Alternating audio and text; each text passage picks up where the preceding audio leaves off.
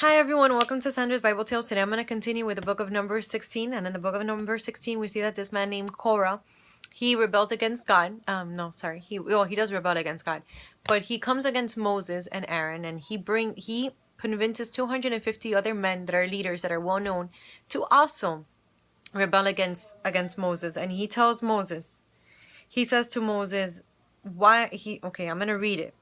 It says, "You take too much upon yourself, seeing that all the congregation is holy, every one of them, and the Lord is among them. Why then do you lift yourself up above the assembly of the Lord?" And when Moses heard it, he fell upon his face. So this man is telling Moses, why do you puff yourself up? Like, what, you think you're better than everyone? He's like, you took us out of Egypt, which is a good land flowing with milk and honey. He's crazy. So first, when they were in Egypt, they would murmur and complain to God and cry out that they wanted deliverance. Now, he's complaining that Moses took them out of there and that he hasn't fulfilled the promise, of taking them to the promised land. So he's murmuring against Moses. He's doing the same exact thing that Lucifer did when he was in heaven. That Lucifer rebelled against God, and he convinced 1/3 of the angels to also rebel against God. And of course, those are the ones that became demons.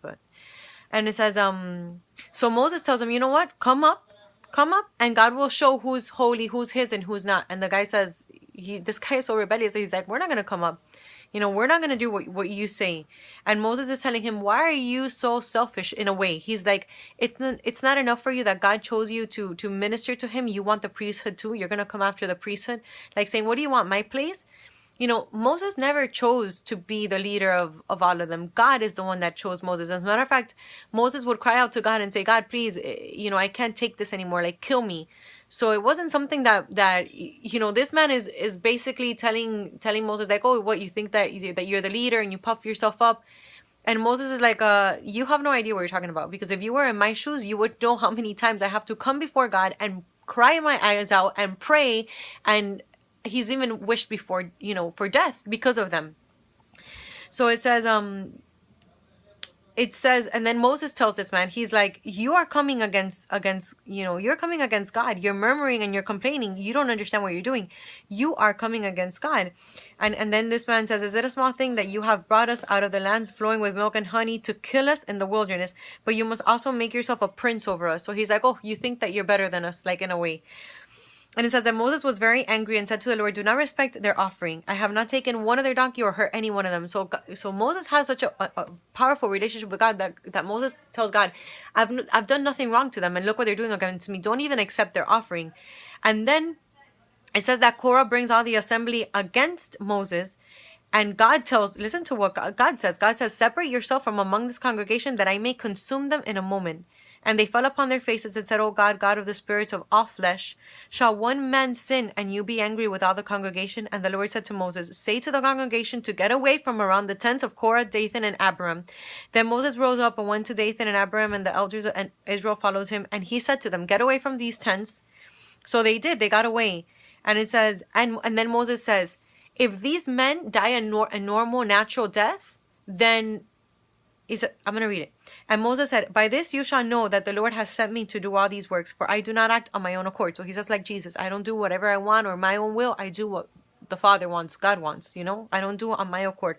It says, if these men die the common death of all men, or what happens to everyone happens to them, then the Lord has not sent me.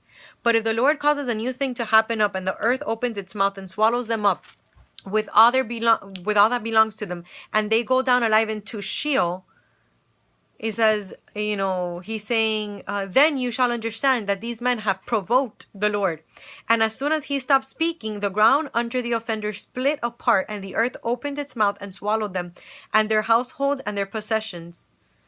They and all that belonged to them went down alive into Sheol, the place of the dead, and the earth closed upon them, and they perished from among the assembly. So as soon as Moses stopped talking, what Moses said happened. So that was a miracle. A miracle took place, because you don't just see the ground open from one second to the next and take you and suck you under, and then the ground closes again. It's like a portal opened. And these men died the way that Moses said. So I mean, yeah. So everyone knew that Moses is truly sent by God.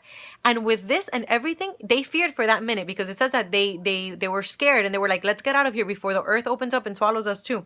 But then look what happens. It's like they forget. It says, but on the morrow, all the congregation of the Israelites murmured against Moses and Aaron, saying, you have killed the people of the Lord. So like saying, it's your fault.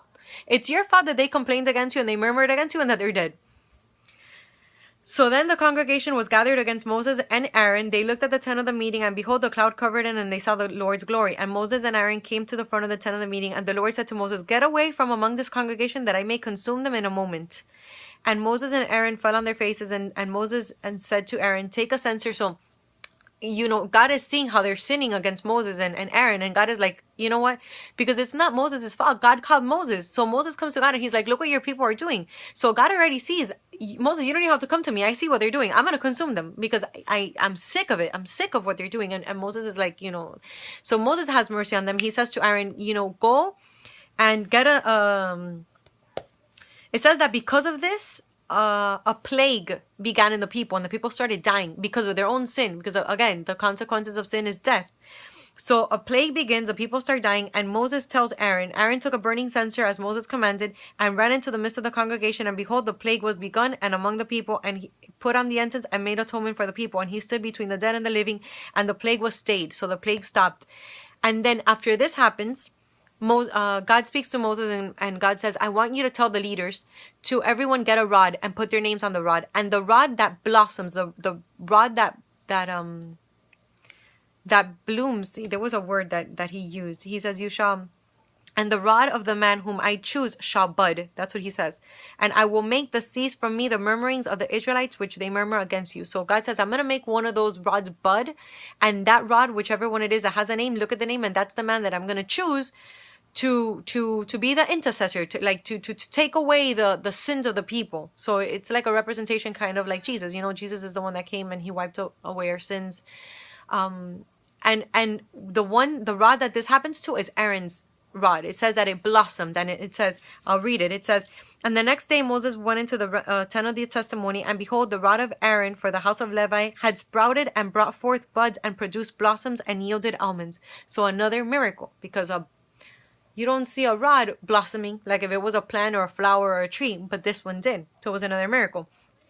So it says, and the Lord told Moses, put Aaron's rod back before the testimony in the ark to be kept as a warning sign of the rebels, and you shall make an end of their murmurings against me, lest they die.